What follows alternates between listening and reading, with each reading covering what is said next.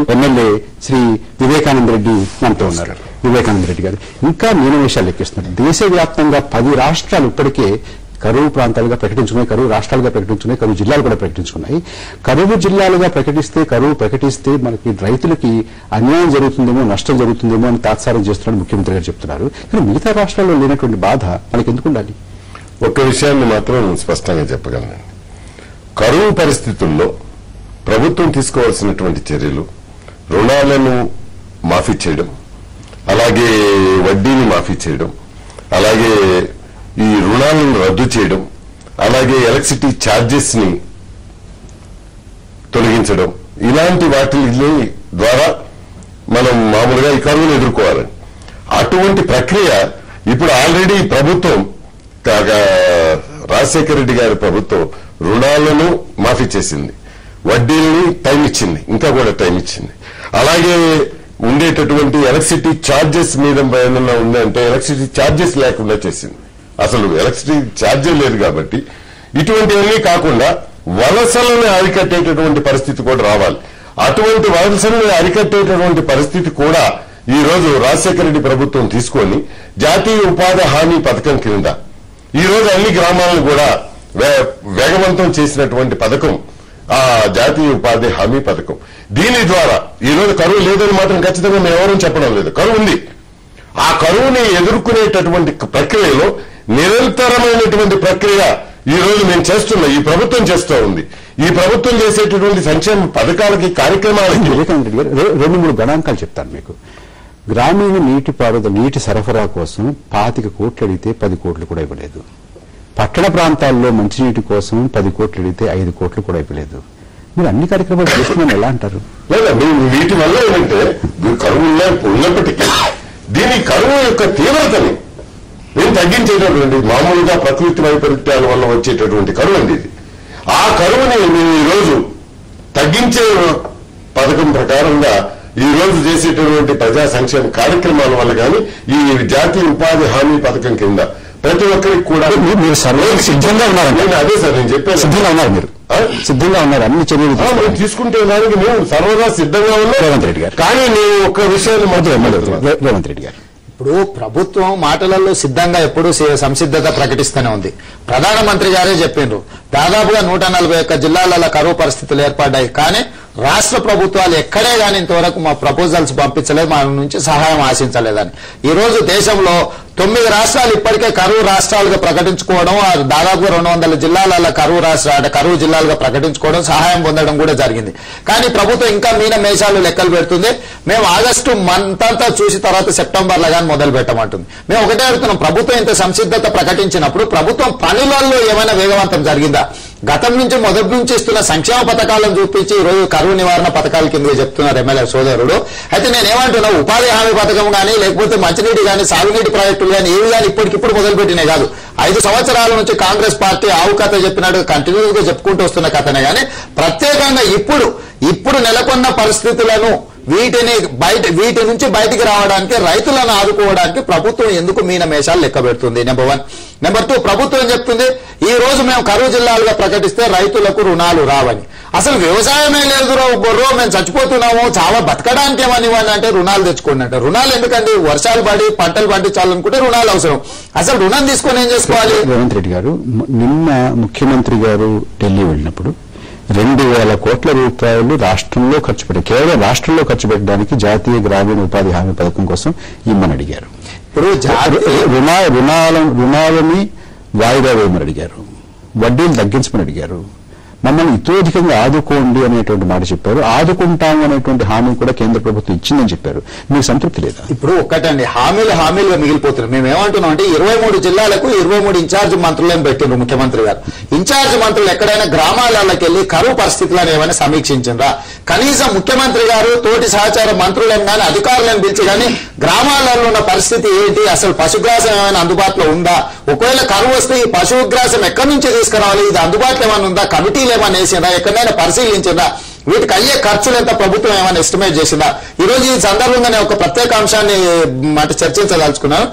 రాష్ట్రంలో ఇంత ముందు వచ్చిన పాల సేకరణ ఏదైతుందో దాదాపుగా 40% పడిపోయింది. ఫర్ ఎగ్జాంపుల్ సంగం డైరీ గతంలో పోయిన నెలలో కూడా 80,000 చిల్లర లీటర్లు పర్ డే వచ్చేది, ఈ రోజు 50,000కు పడిపోయింది. మదర్ డైరీలో పర్ డే 1,10,000 లీటర్లు తగ్గిపోయినాయి. కాబట్టి రాష్ట్రం మొత్తం మీద ఉన్న పాల ఉత్పత్తి తగ్గిపోయింది. దీనికి కారణం పశుగ్రాసం లేకపోవడమే కాదు, రైతులు పశువులను తెగనమ్ముకోవడం వల్ల కూడా ఈరోజు కబేలాలకు తరుగుతున్నాయి పశువులు. వాటిని కాపాడాల్సిన బాధ్యత ప్రభుత్వం దృష్టిలో ప్రభుత్వం దీన్ని పట్టించుకోవట్లేదంటారా? ప్రభుత్వం ఈ అసలు సమస్య పరిష్కారం కోసం ప్రయత్నం చేసింది లేదు, కూర్చొని మాట్లాడింది లేదు. రంగారెడ్డి గారు, దురదృష్టం ఏంటంటే రాష్ట్రంలో గత 40 సంవత్సరాల కాలం నుంచి చూస్తే ఇటువంటి భయంకరమైనటువంటి కరువు ఎప్పుడూ రాలేదు. అంటే ఒక 20-25 సంవత్సరాలకు ఒకసారి ఏంటంటే వస్తుంటది, కానీ ఏంటంటే కొన్ని జిల్లాలకే పరిమితం అయింది. ఈసారి ఏంటంటే మొత్తం రాష్ట్రం 1000 మండలాల్లో ఇవాళ కరువు అనేది విలయతాండం చేస్తా ఉన్నది.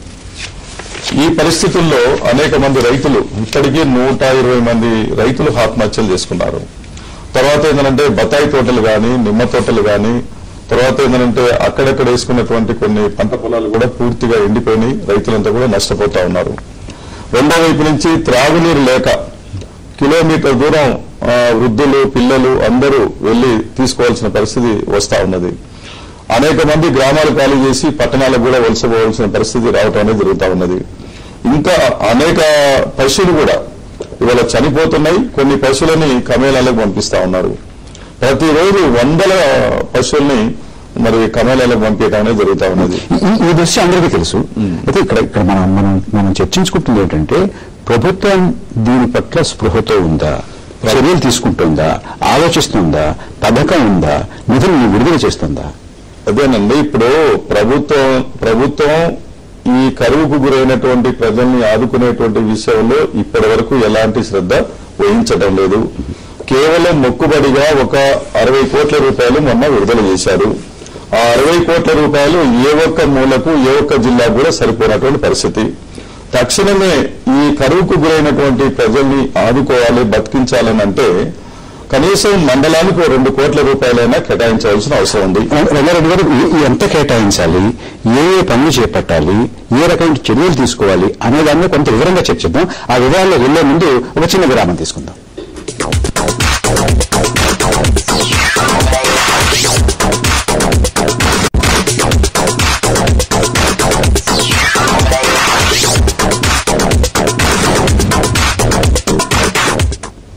చర్చలోకి తిరిగి స్వాగతం.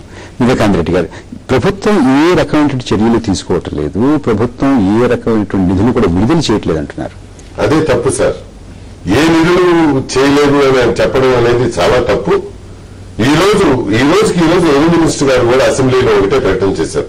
ఇప్పటికీ 576 గ్రామాలని కరువు గ్రామాల కింద గుర్తించి వారికి కావాల్సినటువంటి తాగునీరు ఇవన్నీ కూడా ఎక్కడికి కావాలో ట్రాన్స్పోర్టేషన్ కూడా మేము భరిస్తాం.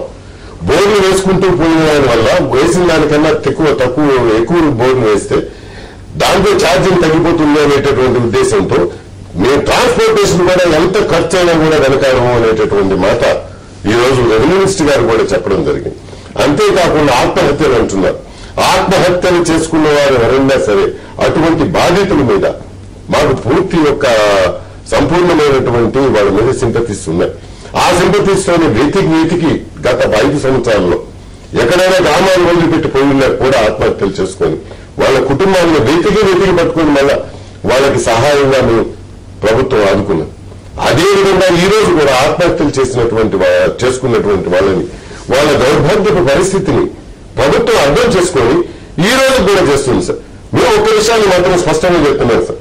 గతంలో 9 సంవత్సరాలు కరువు కాటకాలతో అలవటించిపోయిన రోజు ఆంధ్ర రాష్ట్రం కరువు యాత్ర చేశారు రాజశేఖర రెడ్డి గారు. ముందు టెండలో మైళ్ళ కొలది నంచేపోయారు.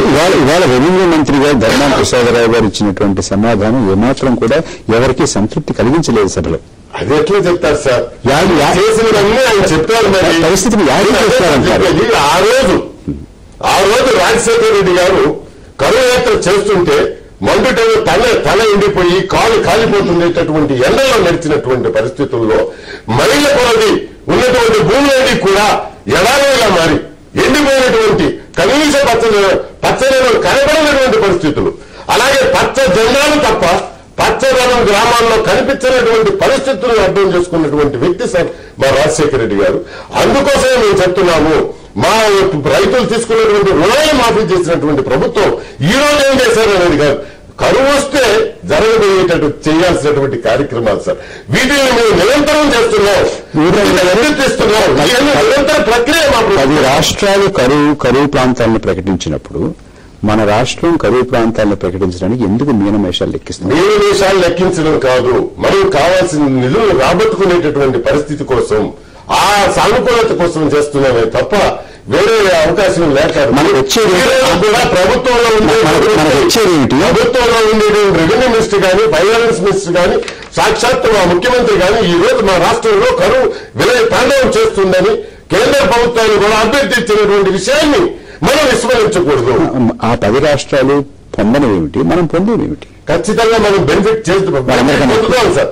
మనం ఆలస్యమైన దానికి, ఎందుకంటే మనకు ఉన్నటువంటి మాన్సూన్స్ బట్టి కరువుని ప్రకటించాలే కానీ అదరాబదరా ముందుగా ప్రకటించడం అనేది కరెక్ట్ కాదు. రేవంత్ రెడ్డి 2 విషయాలు చాలా స్పష్టంగా చెప్తున్నారు. ఒకటి, మంచినీటి ఎద్దడి ఎక్కడ ఉందో అన్ని గ్రామాలను గుర్తించి బోర్లు వేసి, ఎక్కువ బోర్లు వేస్తే మళ్ళీ కింద నీళ్లు తక్కువైపోతాయని చెప్పి తక్కువ వేసినా కూడా మొత్తం రవాణా సంబంధించినటువంటి ఖర్చు కూడా పెట్టుకుని వాటన్నిటిని కూడా అందరికీ అందిస్తున్నామని చెప్తున్నారు.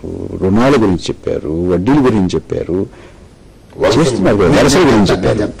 ఇప్పుడు వారు చెప్పింది 564 గ్రామాలు ఏదో చెప్పింది, 500 చిల్లర గ్రామాలు చెప్పాడు. కేంద్రంలో చీఫ్ సెక్రటరీ గారు ఢిల్లీకి వెళ్లి మీటింగ్లకు వెళ్ళినప్పుడు 900 మండలాలు కరువు బారిన పడ్డాయన్నారు.